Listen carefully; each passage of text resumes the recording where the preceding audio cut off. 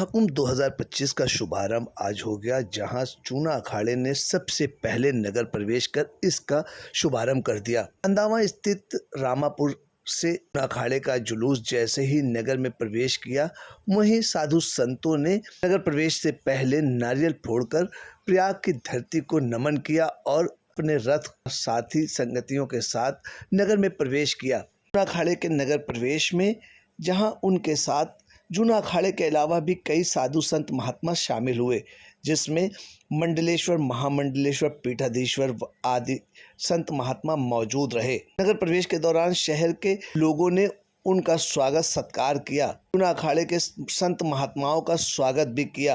पूरे रास्ते भर तरह तरह के साधु संत दिखाई दिए और अखाड़े के साधुओं ने अपने कर्तव्य से लोगों को मोह लिया। प्रवेश में सबसे आगे नगाड़ों की थाप पर बजाते हुए साधु संत हर हर महादेव का नारा लगा रहे थे। जूना अखाड़े के नगर प्रवेश में किन्नर अखाड़े के संत आकर्षण का केंद्र रहे, जहां किन्नर अखाड़े ने भी जूना अखाड़े के साथ मिलकर नगर प्रवेश किया, क्योंकि किन्नर अखाड़ा अभी भी जूना अखाड़े के अधीन ही है। अंदावा से उठकर प्रयाग की धरती पर आने वाले जूना अखाड़े का आज नगर प्रवेश अब अगले कालिंदी महोत्सव तक यमुना के तट पर बने मौजगिरी आश्रम में रहेगा।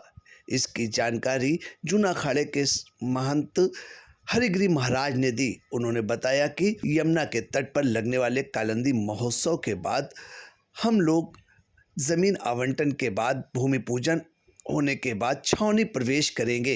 इस विषय पर और क्या कुछ कहा जूना अखाड़े के महंत हरिगिरी महाराज ने, व साथ ही किन्नर अखाड़े की आचार्य महामंडलेश्वर लक्ष्मी नारायण त्रिपाठी ने। आइए आपको सुनाते हैं उनका बयान। भाई दूज का पर्व है। भाई दूज का पर्व आप जानते हैं, कालिंदी महारानी का पूजन का दर्शन का लाभ है। आज स्वयं उनके दोनों भाई अनुज जम और शनिदेव दोनों मतलब जो है, आज जमुना से भाई मिलन का त्योहार माना जाता है और आज ही वो दिन की मुलाकात होती है। और इस कारण से माना जाता है कि महादेव ने, त्रिदेव ने वरदान दिया हुआ है कि जमुना महारानी में आज जो भी कोई स्नान या स्पर्श करेगा, आचमनी लेगा, और उसको स्वयं जमराज के जो हैं धर्मराज के रूप से ही मिलेंगे और उसके जीवन का समस्त पाप नष्ट हो जाएगा।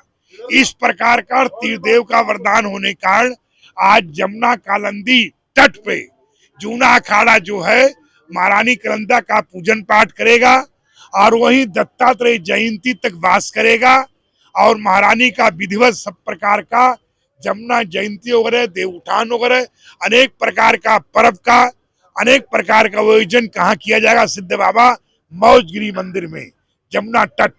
इसलिए आज का नगर प्रवेश का नियम है कि किसी नगर में कुंभ मेले के जूना अखाड़े की विशाल आबादी होने कारण आप अनेक प्रकार की व्यवस्थाओं के लिए समय के साथ प्रशासन के पास समय रहे और सब रहे।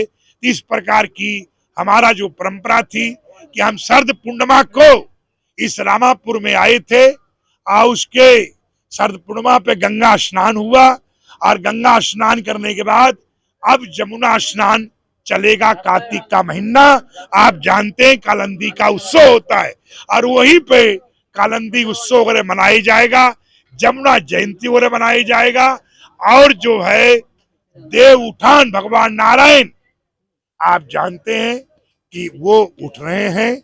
उसी तरीके से देव उठान पे, देव दिवाली पे जमुना जी का पूजन पाठ चलेगा। कालिंदी का पूजा दत्तात्रेय जयंती को हम लोग फिर सरकार की अनुमति मिलने के बाद, कुंभ मेला प्रशासन की अनुमति मिलने के बाद, जमीन कटने के बाद भागीरथी तट संगम पे कुंभ मेला में प्रवेश करेंगे। नमः पार्वती। सीधे साधे तरीके से नगर प्रवेश होगा। हमारी देवत्व यात्रा जो जूना अखाड़े के साथ हम निकालेंगे, उससे हम बहुत सुंदर तरीके से और बहुत भव्य तरीके से हम लोग करने जा रहे हैं। और किन्नर अखाड़ा जूना अखाड़े के साथ मिलके अपने सारे शाही स्नान हो, नगर प्रवेश हो, चाहे देवत्व यात्रा हो, हम सभी जूना अखाड़े के साथ करने जा रहे हैं।